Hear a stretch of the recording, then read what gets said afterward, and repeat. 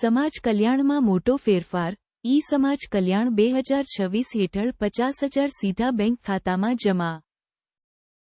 આર્થિક રીતે નબળા અને સામાજિક રીતે પછાત વર્ગ માટે સરકાર દ્વારા સતત નવી સહાય યોજનાઓ અમલમાં મૂકવામાં આવી રહી છે.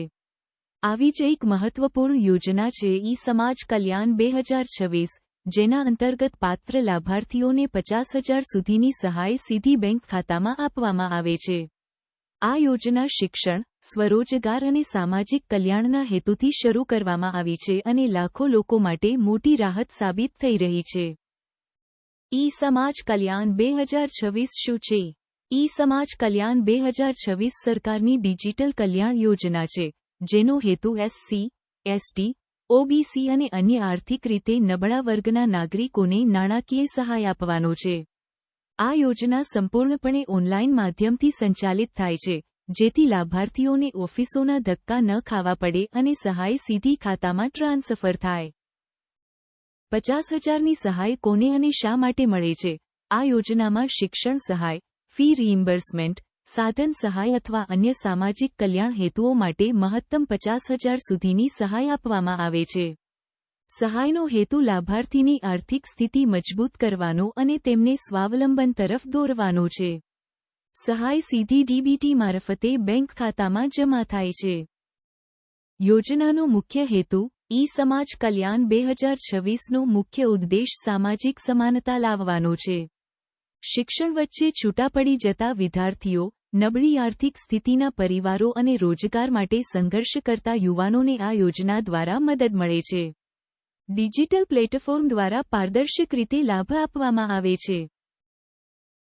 પાત્રતા અને શરતો શું છે? આ યોજનાનો લાભ લેવા માટે અરજદાર ભારતનો નાગરિક અને રાજ્યનો રહેવાસી હોવો જરૂરી છે.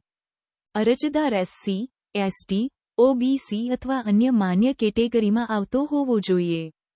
પરિવારની વાર્ષિક આવક સરકાર દ્વારા નક્કી કરેલી મર્યાદામાં હોવી આવશ્યક છે. અરજદાર પાસે માન્ય આધાર કાર્ડ અને બેંક ખાતું હોવું જરૂરી છે.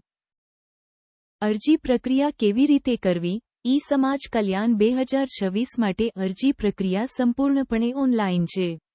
અરજદારે સમાજ કલ્યાણ પોર્ટલ પર જઈને રજિસ્ટ્રેશન કરવું પડે છે. ત્યારબાદ વ્યક્તિગત વિગતો, આવક માહિતી અને જરૂરી દસ્તાવેજો અપલોડ કરવાની હોય છે. ફોર્મ સબમિટ કર્યા બાદ અરજીની ચકાસણી કરવામાં આવે છે અને પાત્રતા સાબિત થાય તો સહાય મંજૂર થાય છે. જરૂરી દસ્તાવેજો ક્યાં ક્યાં જોઈએ? આધાર કાર્ડ, જાતિ પ્રમાણપત્ર, આવક પ્રમાણપત્ર, રહેઠાણનો પુરાવો, બેંક ખાતાની વિગતો અને પાસપોર્ટ સાઇઝ ફોટો જરૂરી હોય છે. તમામ દસ્તાવેજો માન્ય અને અપડેટ હોવા જરૂરી છે. સહાય સીધી ખાતામાં કેમ મહત્વપૂર્ણ છે? સમાજ કલ્યાણ 2026માં ડીબીટી પદ્ધતિથી સહાય સીધી બેંક ખાતામાં જમા થવાથી ભ્રષ્ટાચાર ઘટે છે અને લાભ સાચા લાભાર્થી સુધી પહોંચે છે. આ પદ્ધતિથી સમયની બચત થાય છે અને સહાય ઝડપથી મળે છે. વિદ્યાર્થીઓ અને યુવાનોને ખાસ લાભ. આ યોજના ખાસ કરીને વિદ્યાર્થીઓ માટે ખૂબ લાભદાયી છે. શિક્ષણ ફી, હોસ્ટેલ ખર્ચ અથવા અભ્યાસ સામગ્રી માટે મળતી સહાયથી વિદ્યાર્થીઓ અભ્યાસ ચાલુ રાખી શકે છે. યુવાનો માટે આ સહાય સ્વરોજગાર અથવા કૌશલ્ય વિકાસમાં ઉપયોગી બને છે. યોજનાથી લાંબા ગાળે થતી અસર.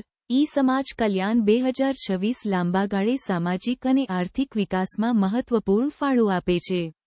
જ્યારે શિક્ષણ અને રોજગારમાં સહાય મળે છે ત્યારે સમાજ વધુ સશક્ત બને છે અને ગરીબી ઘટાડવામાં મદદ મળે છે. સમાજ કલ્યાણ 2026 આર્થિક રીતે નબળા વર્ગ માટે એક મહત્વપૂર્ણ અને વિશ્વસનીય યોજના છે. 50,000 સુધીની સહાય સીધી બેંક ખાતામાં મળવાથી શિક્ષણ, રોજગાર અને જીવનસ્તર સુધારવામાં મોટી મદદ મળે છે. પાત્ર લાભાર્થીઓ માટે આ યોજના ભવિષ્યને વધુ સુરક્ષિત બનાવવાનો મજબૂત આધાર બની શકે છે. અસ્વીકરણ. આ લેખમાં આપવામાં આવેલી માહિતી સામાન્ય જાણકારી માટે છે. યોજનાના નિયમો અને સહાય રકમ રાજ્ય અને સમય અનુસાર બદલાઈ શકે છે.